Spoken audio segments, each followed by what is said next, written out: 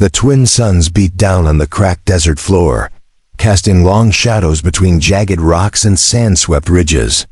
Chains clinked softly as the human moved, shifting his weight against the scorching ground.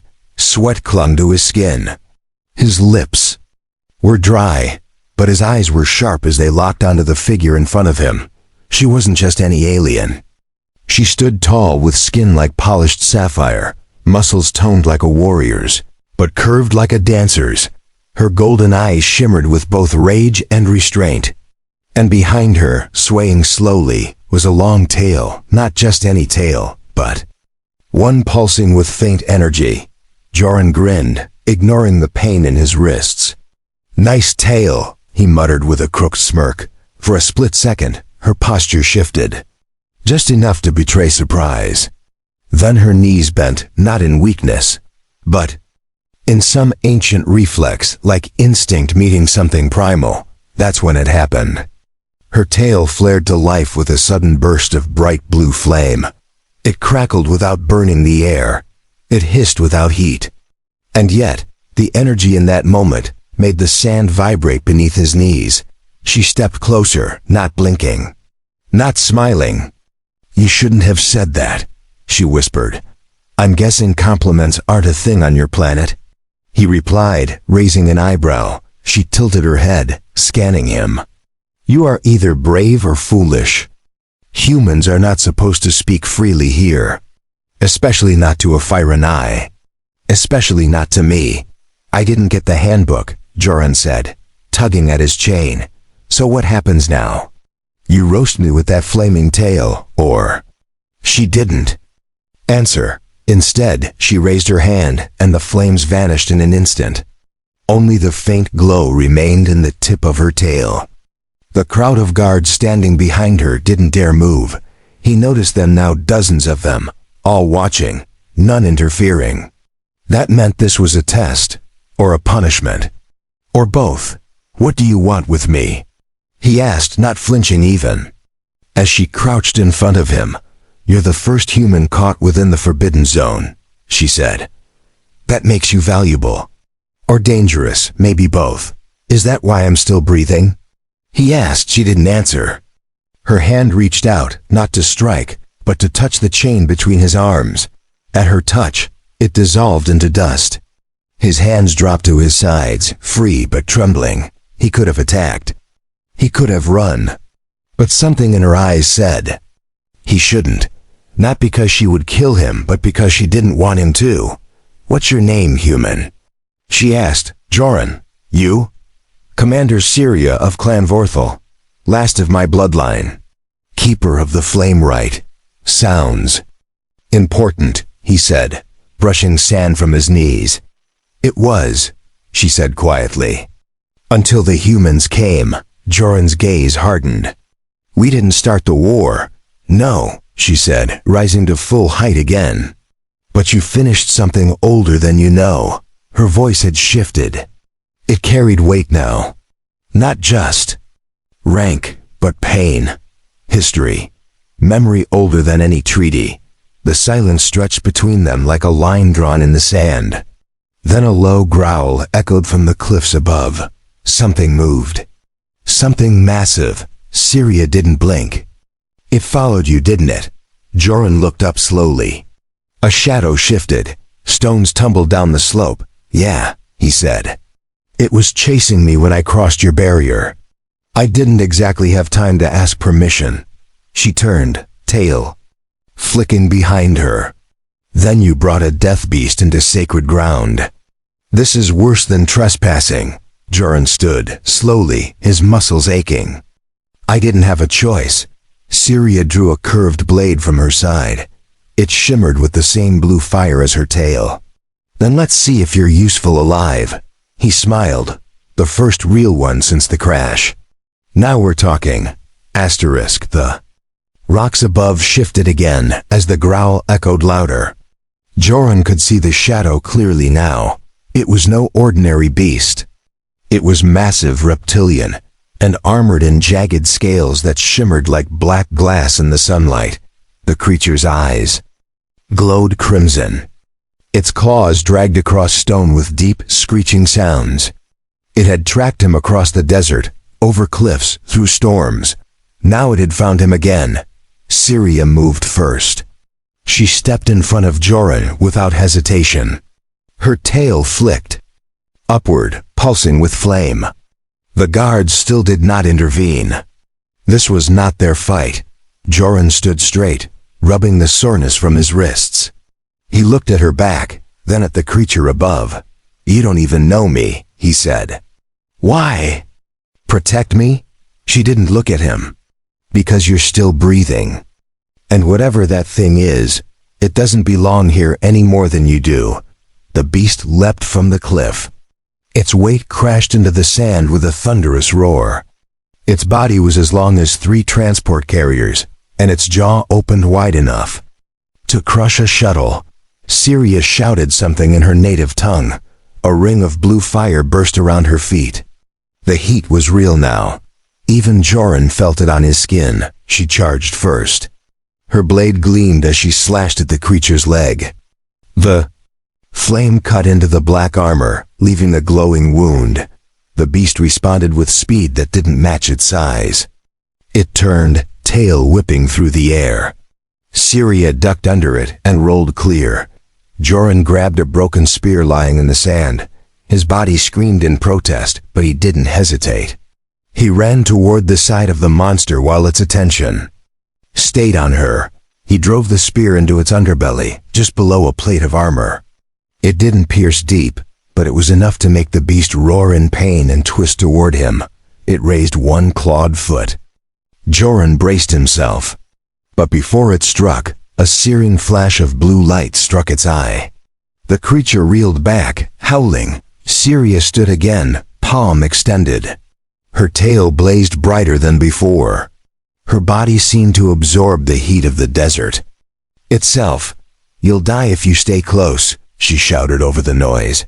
"I'll die if I don't," Joran replied. The beast roared and charged again. But this time, Syria met it head-on. She leapt, spinning midair, her blades singing with fire. She struck the creature between its eyes. The blow didn't kill it, but it staggered backward, bleeding light from the wound. It began to retreat toward the rocks, hissing and limping. The ground trembled as it disappeared beyond the ridge. Silence returned to the canyon, broken only by Joran's ragged breath and the fading hiss of flame from Syria's tail. She turned to him, chest rising. "Falling. You fought, even chained. That is not what I expected from a human." He dropped the broken spear and sat in the sand. "Yeah, well, I get that a lot." The guards behind them finally moved forward, surrounding the area. But none of them spoke. Their eyes were on Syria, and their expressions had changed. She noticed it too. "They saw," she said quietly. "They will report this to the elders. They'll say I fought beside you. Is that a bad thing?" Joran asked. "It is," she answered. "For both of us." She looked at the chain fragments still lying near him. Her fingers traced the marks on his wrist. "You're not like the others who crossed our lines. They came with weapons, you came with jokes." Joran smirked. "Laughter's cheaper than bullets." Syria didn't smile, but her eyes softened slightly. "Come, before they decide to chain us both." Joran stood again. This time, she didn't lead him. They walked side by side into the canyon shadows. They moved through narrow canyon paths where the sun could not reach. Wind howled between the rocks. Dust curled around their feet, whispering like ghosts of the old war. Joran's steps were heavy, not from exhaustion, but from questions. He wanted to ask her why she risked herself, why her tail had flared when he joked. But silence seemed safer for now. Syria walked ahead, posture tall, her glowing tail still trailing dim blue sparks. It pulsed slower now, like a heartbeat returning to calm. The guards kept their distance, following behind. Their eyes held suspicion. Their hands never left their weapons. They didn't speak, but they watched every movement Joran made. "Where are we going?" he finally asked. "To the Hall of Judgment," she said without turning. The elders will decide what happens next, and what happens if they choose wrong. She stopped and looked back at him. Then one of us will bleed. He didn't like the sound of that. But he nodded. He had fought worse odds. And this time he wasn't in chains. They entered a large crevice, and before them rose an ancient stone gate built into the mountain. Massive statues flanked its sides, carved to resemble warriors with long tails and fierce eyes. Torches of blue. Fire lit the path. The flames gave off no smoke. The walls were covered in runes that shimmered when Syria passed them. Joran paused as he stepped through the entrance. A sudden wave of cold passed through him. Not physical cold, but something deeper. Like walking into a memory not meant for him. Inside, the chamber widened into a circle. In its center was a raised platform surrounded by stone benches. Seated upon them were 6 elders, their skin-faded versions of Syria's vibrant blue. Each wore robes lined with ancient symbols. Their eyes glowed with a steady gold light. They watched silently as Syria stepped forward and bowed. She spoke in her language first, then turned to Joran. "They understand your tongue. Speak carefully. Every word is recorded." Joran stepped beside her. He raised his chin and met their eyes. "I didn't come here to fight. I didn't come here to trespass. I ran to survive. And she chose to help me." One of the elders leaned forward. His voice was deep and calm. "Why did you joke with her, human?" Joran blinked. "Excuse me?" "You said something that triggered her reaction, the flame of her tail. You caused it." Joran scratched his head. "I just said nice tail. That's all." A murmur went through the chamber. One of the female elders covered her mouth. Another's eyes widened slightly. Syria looked at the floor. Her face was unreadable, but her voice was firm. The flame bond responds to more than words. It responds to intent, emotion, connection. Joran's stomach dropped. "Wait, are you saying that was some kind of signal?" The oldest elder stood slowly. "Among our kind, the tail flame is sacred. It flares only in moments of soul recognition. When one sees their counterpart." Joran stared at Syria. "And that means what? I'm your soulmate or something?" She didn't answer right away. Her silence was louder than anything she could say. Then she spoke, voice quiet. "It means you've awakened something I didn't believe still lived in me." The chamber fell into complete silence. Even the flames seemed to freeze. Another elder stood. "This changes everything. The bond cannot be undone, but it also cannot be ignored.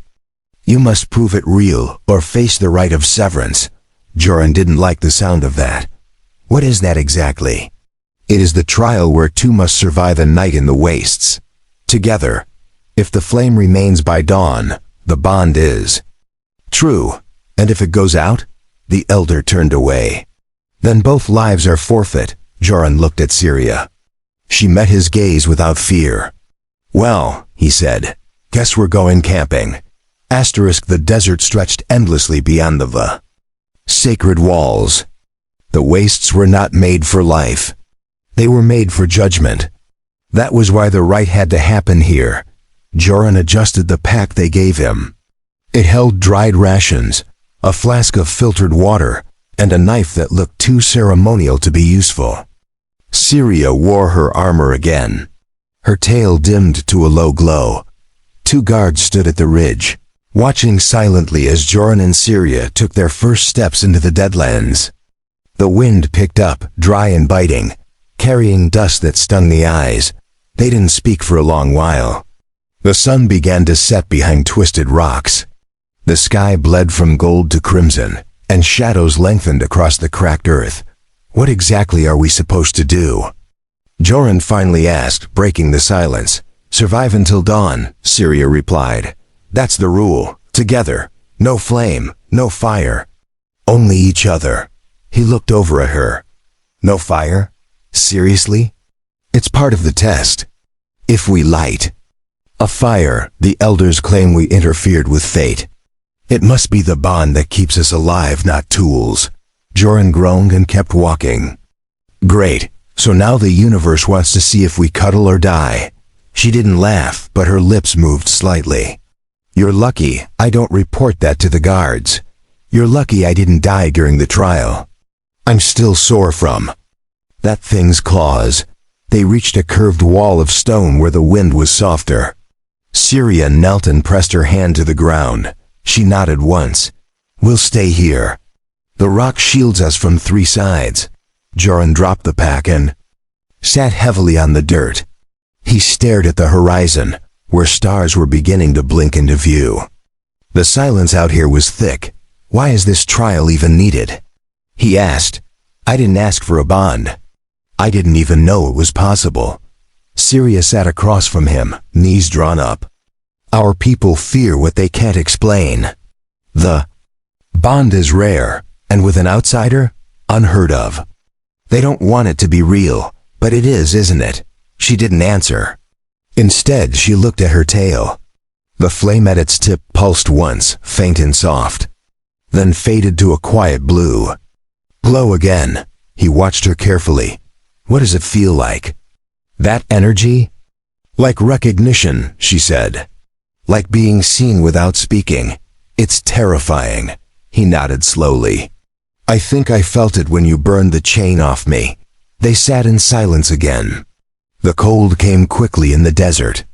Joran wrapped his arms around himself. Syria, though armored, shivered slightly. He took a breath, then slid closer to her. I can't start a fire, but I can share heat. Human courtesy. She raised an eyebrow, but she didn't move away. Instead, she leaned closer, letting their shoulders touch. For the first time, the flame on her tail rose higher. It didn't burn hot. It gave off warmth, like comfort made visible. I think it's working, he said. Don't speak too soon. She replied. A sound broke the quiet. A slow, dragging scrape of claws against stone. Both froze instantly. The night had brought something else. Joran stood, knife in hand. Syria rose beside him, hand near her blade. The sound came again, louder, closer. Stay behind me, she whispered. Not a chance, he replied. Out of the dark stepped a creature like none Joran had seen before. It had no eyes. Its skin shimmered like oil, and it opened its mouth without a sound. The flame on Syria's tail flared like a torch. It didn't burn the beast, but the creature stopped and tilted its head. Then it backed away, fading into the rocks. Joran exhaled. Was that your flame that scared it? No, she said. It was us, together. That's what it sensed. The creature was gone, but its silence still lingered. Joran sat down again, jaw tight, muscles tense. His knife remained in his hand even as the night deepened. Syria stared out into the darkness, her blade still drawn. Her tail no longer flared, but it glowed steady now, like it had made a choice and wouldn't turn back. That wasn't a normal beast, Joran said. It didn't growl, didn't breathe loud. Just appeared and vanished. Syria nodded. It was a shade stalker. They live in the cracks of the wastes, feed on fear. They test bonds. If we had doubted for even a moment, it would have attacked. So basically, it was here to judge us before dawn even arrived. Yes, the desert has its own way of deciding truth. Joran looked down at the flame of her tail. Then I guess we passed the first part. She glanced at him. The night is not over yet. The cold thickened as time moved slowly. Above them, stars multiplied across the sky like glowing eyes watching the test. Joran leaned back against the rock wall, fighting sleep. Syria remained alert, but her movements had slowed. She had not blinked in several minutes. Her armor looked heavier now. Her breath came slower. You're tired, Joran said. Rest. I'll stay awake for a while. You trust me? She asked without moving. You burned off my chains, saved my life, and stood between me and a monster. That's more than most people I've known. She slowly lowered her weapon and sat. beside him again. This time, her shoulder rested fully against his. He kept watch while the stars turned and the wind hummed softly through the rocks. Time became uncertain. But the warmth from her tail never faded. Suddenly, he felt her hand on his. It wasn't a grip, just a quiet contact. A moment of shared silence with no words needed. "I dreamed of a bond once," she whispered.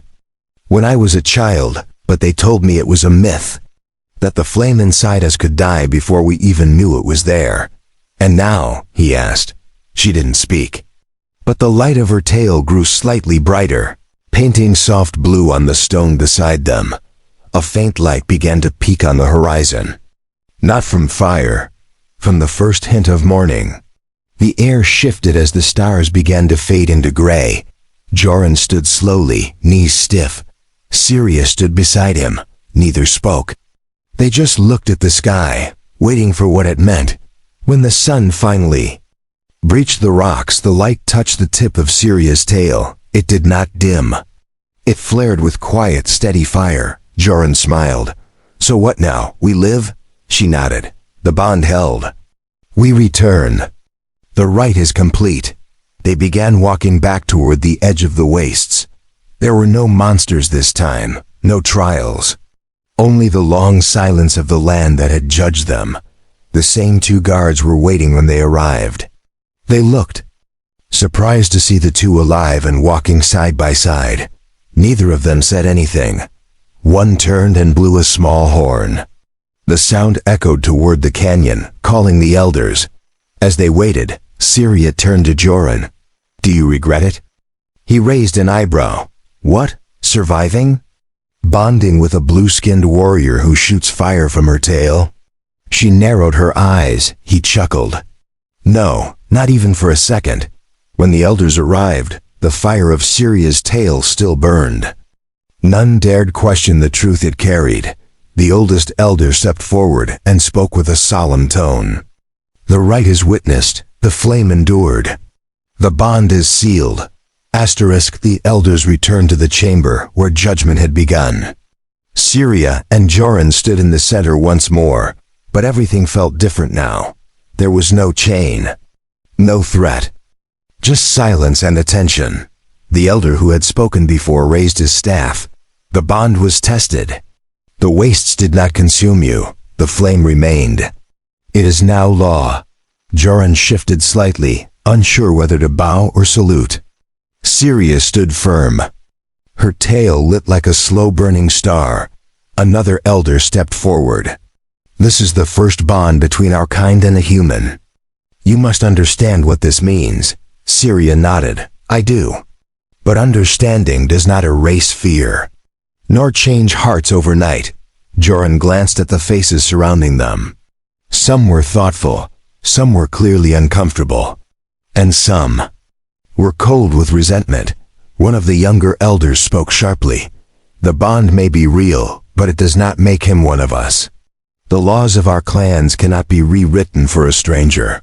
Syria's voice cut through the air. "He is not a stranger to me, not anymore," the elder frowned. "Your feelings are not the foundation of law." Another elder raised a hand.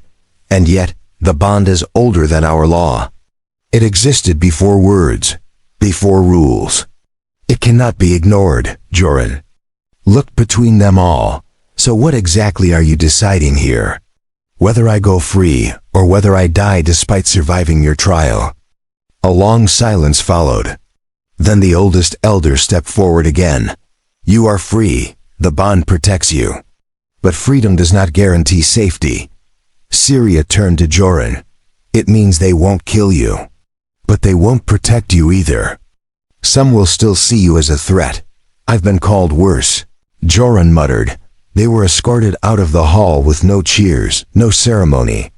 Just the cold gaze of ancient eyes and the silent whispers of change that no one wanted to admit. Outside, the desert wind was warm again. The suns had risen fully. The day was young, but the world felt heavier. Joran walked beside Syria down the same path they had once taken under guard. Now they walked alone. But they were not the same people anymore. You really think they'll leave us alone? He asked. No, she said. But now we know we don't need them to survive. He glanced sideways at her. So what now? We go back to your city, get a house? Join a knitting circle? She gave him a look that said he should stop talking immediately. He laughed. All right, no knitting. But seriously, what do we do now? She looked ahead. There are places beyond these canyons where the bond is still honored, where the ancient ways live. We go there. You're saying we run? I'm saying we live, together, on our own terms. He looked up at the distant peaks. Sounds like an adventure. You sure your tail's up for it? She didn't smile. But her tail flared briefly, just enough to make the sand shimmer. They gathered supplies from a small outpost. No one spoke to them. No one tried to stop them. But eyes followed their every step. As they mounted a borrowed transport glider, Joran took one last look at the city behind them. It felt like something had ended, but it also felt like something had just begun. The glider rose, wind catching its wings. Below, the canyons grew smaller. Ahead, endless horizon stretched across blue skies and red earth. Joran leaned back, watching her as she guided the glider. Her focus was sharp, her flame steady. He felt peace for the first time in days. You know, he said softly, when I joked about your tail, I didn't expect any of this. And yet here we are, she replied. The glider flew low over vast stretches of red dunes and jagged cliffs. Wind howled past their ears, but inside the cockpit, it was quiet. Neither of them spoke for a long while. Syria's hand stayed steady on the controls. Her gaze remained forward. The flame on her tail hovered faintly, glowing behind her like a tether to something ancient. Joran watched the shifting terrain with sharp eyes.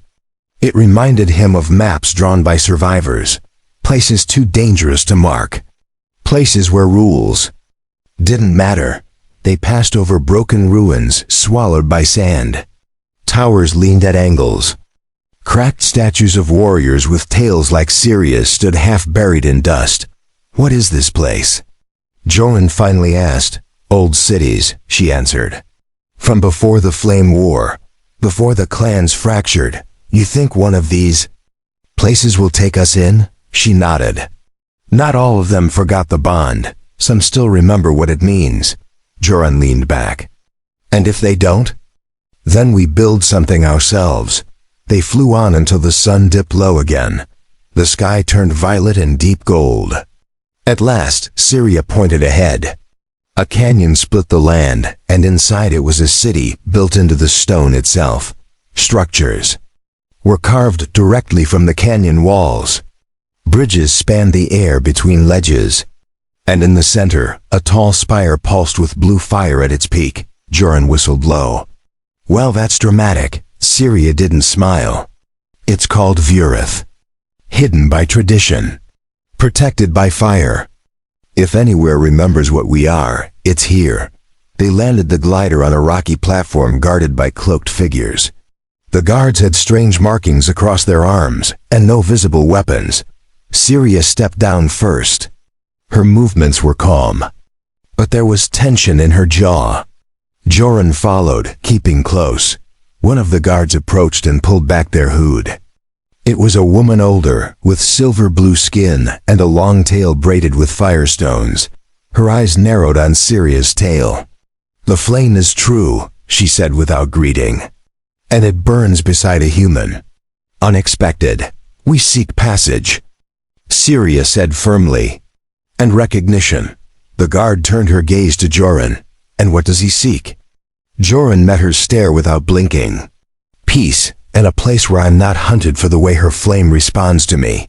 A flicker of amusement crossed the woman's face. She stepped aside, then enter. If your flame dims inside our walls, you will be cast out. Joran leaned close to Syria as they walked through a torch-lit tunnel. No pressure, she whispered back. Stay close to me. The city will test. U.S. They emerged into a grand chamber where fire danced along the walls without touching stone. Figures in robes sat in high seats, and all eyes turned toward the pair. The room quieted as Syria raised her head. Her tail lit gently, not in defense but in declaration. The glow spread across the floor, bathing them both in blue. A voice echoed from above. "You enter as bonded. Do you stand as one?" Joran didn't hesitate. "Yes, we do." The chamber shifted. A low hum filled the air. Flames along the walls pulsed in rhythm with their breath. It was as if the city itself listened. Another voice spoke. Then the rite of fire must be completed. Not in the desert. Here, where flame remembers.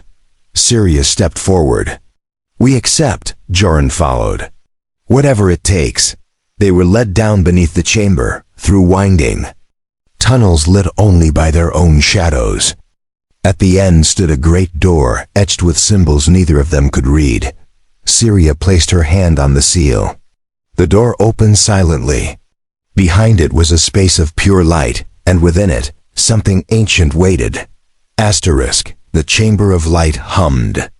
With energy older than memory. Walls were not made of stone, but of swirling currents of fire, frozen mid-motion. The air inside vibrated like a living breath. Joran stepped forward, eyes wide, heart pounding. The moment he crossed the threshold, the warmth pressed against his skin. It wasn't heat that burned. It was heat that saw. Syria followed beside him. Her tail flared as soon as she entered. The flame responded not to fear, but to presence. This place recognized her. In the center of the room stood a floating ring of fire. It hovered silently above a circle of symbols carved deep into the glowing floor. "What is that?" Joran asked without taking his eyes off the flames. "The heart flame," Syria replied. "It tests truth. If our bond is real, it will ignite with us. If not, it will consume us both." He exhaled slowly. "They really love their fire trials, don't they?" Syria stepped into the circle. "It is the way of my people." "Flame reveals what words conceal," Joran followed. The moment both stood. Within the circle, the floating fire above pulsed once. The chamber grew quieter. Even their breathing seemed loud now. From above, voices chanted in the ancient tongue. Not harsh, not angry, but full of weight. The air thickened as the heart flame descended toward them. Syria reached out her hand. Joran took it without hesitation. Her palm was warm, her fingers strong. And yet, she trembled just enough for him to notice. "I'm not afraid," he said gently. "I am," she whispered. "Not of the fire, but of losing what I found." The heart flame touched their joined hands. Blue light erupted from the contact, shooting skyward, then curling back like a living ribbon of fire. For one long moment, nothing moved. Then the flame split in two. One stream circled Joran, the other wrapped around Syria. Then they spun and merged again above their heads. The voices above stopped. Silence fell hard. And then the heart flame surged into a massive flare, engulfing the entire chamber in brilliant light. Joran closed his eyes. The heat wasn't pain. It was memory. Every moment of his life, every thought, every truth burned and laid bare without judgment. When he opened his eyes, Syria was still holding his hand. Her eyes glowed with blue fire. And the chamber had gone still once more. The heart flame rose above them again, smaller now. Calmer, it pulsed once, then drifted back to its original place in the air. From above, a voice declared, "The bond is pure, the flame accepts." "You are one." Syria let out a breath she'd been holding. Joran gave her hand a small squeeze. "Well," he said, "that was slightly more intense than a wedding." Her expression didn't change, but her tail whipped behind her in a way that almost looked amused. They left the chamber together. When they emerged, the robed figures around. The spire stepped back in silence. No one blocked their way. No one questioned their right to walk as one. Outside, the city of Vurith had changed. Flames that once burned faint now burned brighter. Bridges that had been empty now held onlookers. Something ancient had awakened. Joran looked up at the glowing spire. So what happens now? Syria stood beside him. Now we lead. Whether they follow or not, they descended the steps hand in hand. Behind them, fire flowed along the stone paths like a living river, marking their path in blue light. The canyon wind greeted them gently. And the world ahead no longer felt like a battlefield. It felt like a beginning. Joran glanced sideways. Still think I was foolish for that first joke? Syria didn't smile, but her tail erupted in flame. So bright the sand lit like daylight. No, she said. That joke saved my life.